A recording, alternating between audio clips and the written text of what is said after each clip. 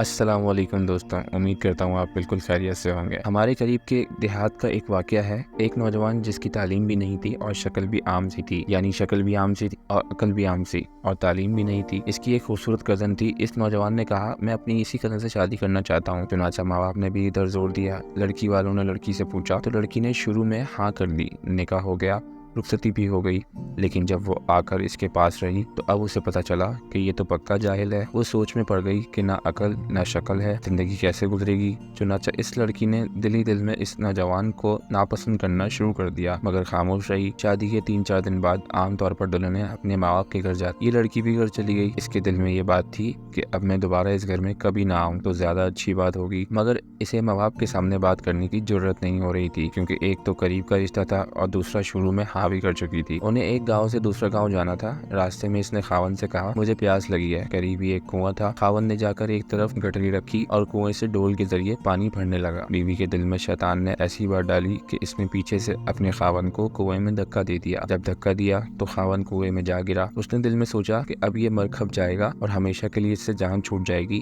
اب وہ واپس ماں باپ کے گھر چلی گئی۔ اس نے ان کے پاس جا کر عورتوں والا مکر کیا۔ عورتیں مکر میں تو مشہور ہوتی ہیں، جسے افغان یوسف نے مکر کیا تھا ویسے ہی اس نے بھی مکر کیا۔ وہ روتی ہوئی گھر پہنچی۔ ماں باپ نے پوچھا کہ کیا ہوا؟ خاوند مجھے بٹھا کر کہیں چلا گیا، میں اتنی دیر تک اس کا انتظار کرتی رہی، میں اکیلی تھی، مجھے ڈر لگنے لگا، کوئی غیر مرد آ جاتا تو میرا کیا ہوتا؟ مجھے جان کا خطرہ تھا اور عزت کا بھی خطرہ تھا، وہ تو بڑا بے پرواہ آدمی سا ہے، اس لیے میں واپس آ گئی ہوں۔ یہ سن کر ماں باپ کو بھی بڑا غصہ آیا کہ اس نے ہماری بیٹی کو اس طرح لاوارث چھوڑ دیا اور خود کہیں چلا گیا، یہ ایسا بیوقوف انسان ہے۔ اب ادھر کی بات سنیں، جب خاوند پانی میں گرا تو جان بچانے کے لیے اس نے ہاتھ پاؤں مارے تو اس کا ہاتھ اس رسے پر پڑ گیا جس کے ساتھ ڈول بندھے ہوئے تھے۔ اس نے اس رسے کو مضبوطی سے پکڑ لیا اور ڈوبنے سے بچ گیا۔ کافی دیر کے بعد اس نے ہمت کی اور آہستہ آہستہ رسے پر چڑھتے باہر نکل آیا۔ باہر نکل کر اس نے سوچا کہ میں کیا کروں۔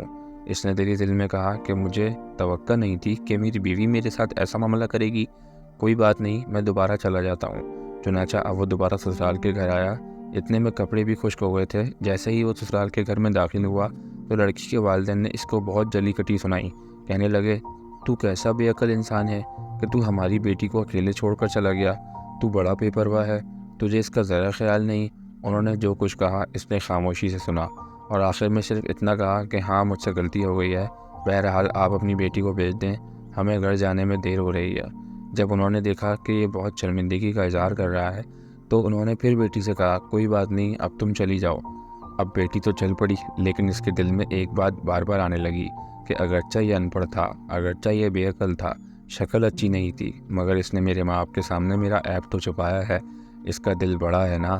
اگر یہ میرے ماں باپ کے سامنے میری حرکت کھول دیتا تو میں ماں باپ کا چہرہ دکھانے کے قابل نہیں رہتی۔